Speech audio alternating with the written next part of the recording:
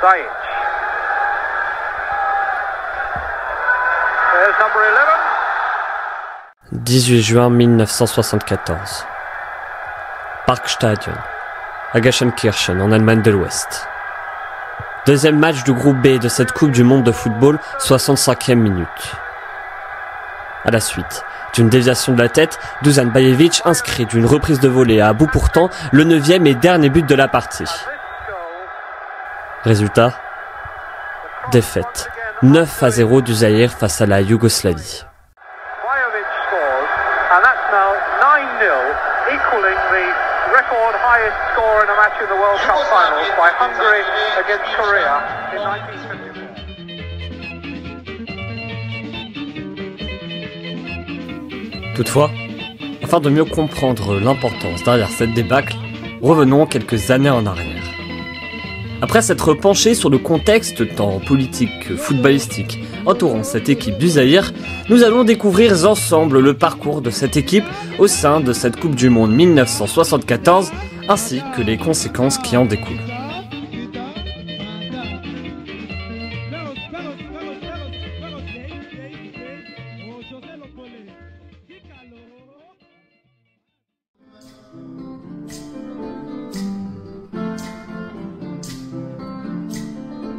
Bonjour et bienvenue dans ce deuxième épisode de la 12e série de Géospoétique, où nous allons nous plonger dans un nouveau chapitre de la grande histoire du sport, dans lequel le père de la nation, Mobutu, se voit déchu par le ballon rond.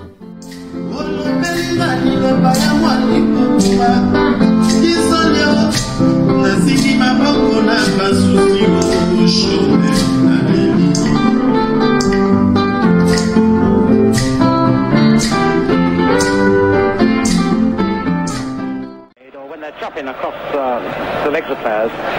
It's a goal! It's given! Jordan has scored it! Joe Jordan from Billy Brentford's cross. It's 2-0 Scotland. A remarkable goal. Confiants. Les léopards zaïrois s'avancent sur le vieux continent avec les crocs. Oubliez ce sentiment d'infériorité. À l'instar des termes répétés du sélectionneur Vidinic, au cours de la préparation, les représentants du continent africain ouvrent le bal en ce 14 juin face à l'Écosse d'un certain Kevin Dalglish, avec pour dessein clair de mener la danse. Néanmoins, cet optimisme vient violemment se confronter à la réalité et à ces deux buts écossais en première période qui auront eu raison, de Zaïrois n'ayant jamais véritablement su rivaliser avec leur adversaire. Mais, paradoxalement, le tournant de cette folle aventure se trouve bien en dehors du carré vert, car à la veille du second match, le contexte devient houleux. Les joueurs s'avèrent remontés. Les primes de la FIFA ne leur ont été versées comme cela leur avait été promis. Une histoire qui rappelle d'ailleurs étrangement celle des commissions de la CAN 1974. Il s'agit de la goutte d'eau qui fera déborder le vase. Révoltés, les joueurs menacent de faire grève. Et pour rappel, nous parlons ici de footballeurs qui ne touchent pas de salaire fixe, les primes incarnant alors leur seul revenu. Cependant, informé de la situation, Mobutu se refuse à toute concession. La suite, on la connaît.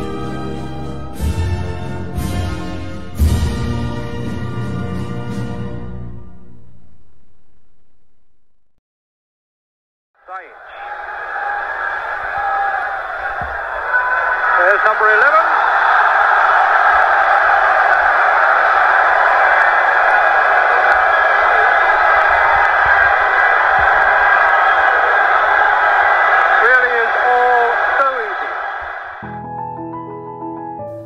Ce 18 juin 1974, le Zaïre joue là son second match, face à la Yougoslavie de Dragan Dzajic, pour ce qui restera gravé, comme l'image du naufrage zaïrois à ce mondial. 8e minute, 1-0. 14e, 2-0. 18e, 3-0. Ce n'était pas du bluff, un bon nombre de léopards ont bel et bien décidé d'abandonner leur roi dans cette bataille. Et tel un symbole, les millions de téléspectateurs des 4 coins du monde observent avec stupéfaction le portier Mwamba Kazadi se voir remplacer dès le tiers de la rencontre, son coach persuadé que celui-ci réalise la grève des arrêts. Mais c'est déjà trop tard. Le mal est fait. Son remplaçant, Dimbi Tubilantu, amènera un simple pansement sur cette hémorragie longue de 6 buts supplémentaires. Et enfin, pour conclure en beauté, la star Mulamba écopera d'un carton rouge totalement injustifié, les dieux du ballon rond souhaitant décidément s'abattre sur cette équipe. Score final, 9-0. L'on vient d'assister à une anomalie, à l'une des plus grandes défaites de l'histoire de la Coupe du Monde. Une véritable humiliation sans égale.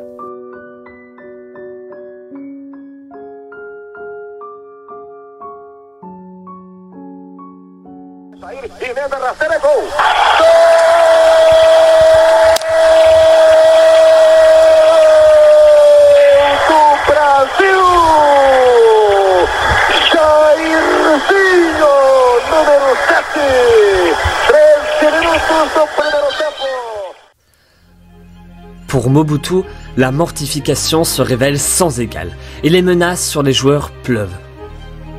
C'est simple, s'ils perdent par 4 buts ou plus face au Brésil, ils ne rentreront pas au pays. La devise de l'équipe nationale choisie par Mobutu, à savoir, je cite, vaincre ou mourir, n'a jamais paru aussi concrète. Déjà éliminés en ce 22 juin, de faibles léopards apparaissent plus que jamais affaiblis face à cette fantasque Seleção de Rivelino. Et pour ne rien arranger, cette équipe se voit privée de plusieurs cadres écartés par le pouvoir tel Kibonge.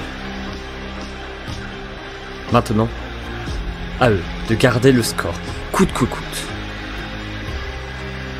Paralysés par la peur, amorphes techniquement, amputés de quelconque motivation, bref, ils souffrent. Et lorsque Vas Franco inscrit le 3e but sud-américain à 10 minutes de terme, cet antre semble se métamorphoser en enfer sur terre pour ces simples footballeurs.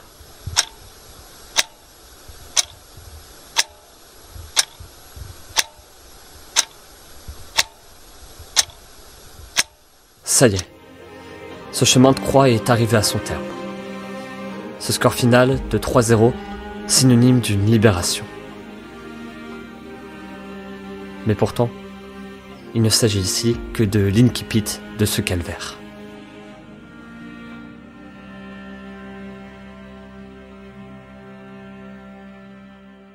On avait tout mis en marge, tout était oublié, tout était tombé après la Coupe du Monde, on était tous tombés. Et je vais vous dire quelque chose, nous sommes revenus de la Coupe du Monde, on n'a même pas trouvé l'accueil. Au retour, on n'a pas trouvé l'accueil. Personne à l'aéroport. Tout joueur qui restera en Europe, je vais exterminer sa famille.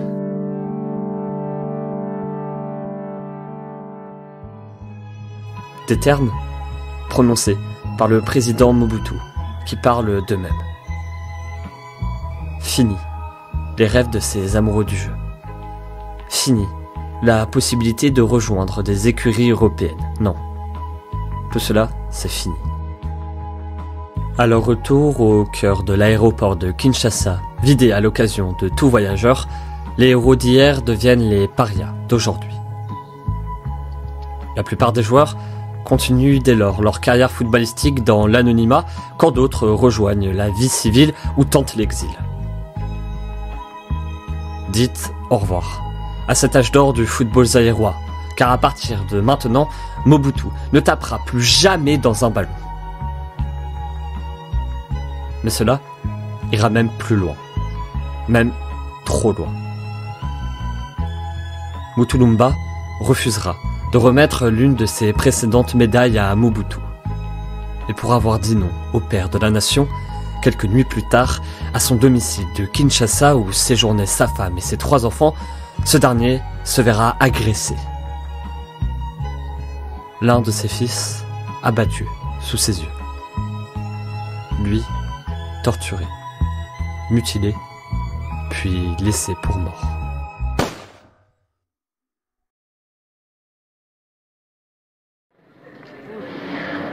Thus,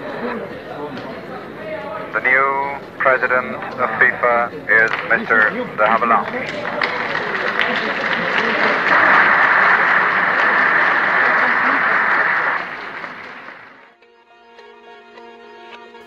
Mais que s'est-il vraiment joué en 1974 ? Pour le comprendre, revenons au début du XXe siècle. Une époque durant laquelle l'Europe occidentale était à bien des égards le centre du monde. Puis les crises, les guerres, mais surtout cette vague de décolonisation sont passées par là. Et en 1974, le maître européen se voit largement dépassé par ses élèves américano-soviétiques. Cependant, le football restait l'un des rares domaines où le vieux continent régnait d'une main de fer. Seulement voilà, 2 jours avant le début de la Coupe du Monde 1974, la FIFA avait élu un nouveau président, j'ai nommé le Brésilien João Havelange. Une élection en apparence anodine. Considérée pourtant par les Européens comme le symptôme d'une perte de pouvoir dans le monde du ballon rond au profit de pôles émergents, dont notamment l'Afrique. Et ce qui devait apparaître comme un immense bond en avant pour ces continents que trop longtemps marginalisés, tant géopolitiquement que footballistiquement parlant, s'est en réalité transformé en un immense bond en arrière.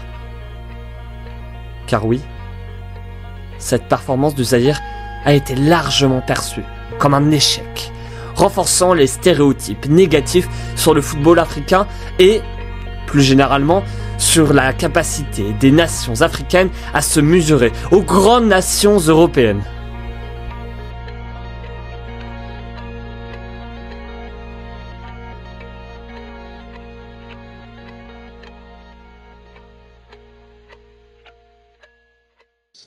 Nous sommes Congolais, nous devons rester Congolais. Chaque fois qu'il y a des problèmes qui se posent au pays, nous tâcherons d'y trouver des solutions congolaises à nos problèmes qui sont congolais.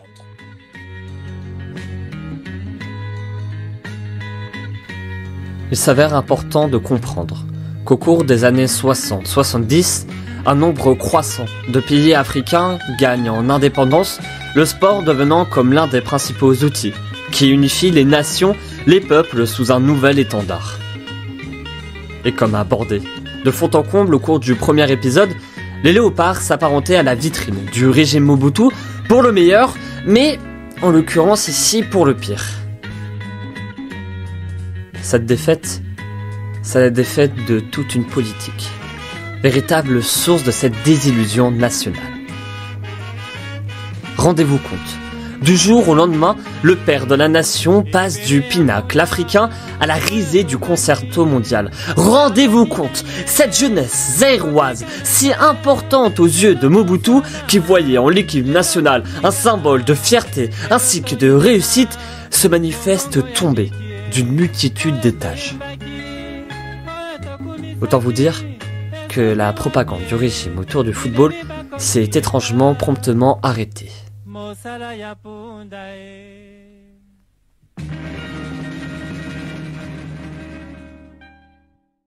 Seuls représentants de l'Afrique à Munich, les Léopards seront investis d'une mission quasi officielle à l'occasion de la Coupe du Monde. Rien d'étonnant si les maîtres à jouer du Zaïre, déjà considérés comme des héros, des demi-dieux, reçus un peu partout comme des chefs d'État, n'ont plus aucun complexe. Finalement, l'héritage de ce Zaïre 1974 mêle courage à résilience, le tout fabriquant un véritable esprit pionnier. Leur parcours a non seulement marqué une étape importante dans l'histoire du football africain, mais a également inspiré les générations futures à rêver, à réussir sur la scène mondiale, mais surtout à s'opposer aux injustices. Malgré les défis, malgré les revers, cette génération de jeunes léopards reste un témoignage du pouvoir durable du sport sur toute une population. D'ailleurs, tel un clin d'œil du destin, la République démocratique du Congo octroiera en 2011 enfin cette aide de $500 par mois à destination de ces footballeurs devenus marchands de sable au milieu de ce désert sans espoir. L'histoire aurait pu s'arrêter là. Mais, vous savez, dans Géosporétique, on ne conclut un récit en plein milieu d'un chapitre. Car oui, c'est Mobutu vient de se faire humilier à l'échelle nationale et internationale. Ce dernier détient plus d'un tour dans son sac. Petit conseil, préparez vos gants de boxe pour le prochain épisode.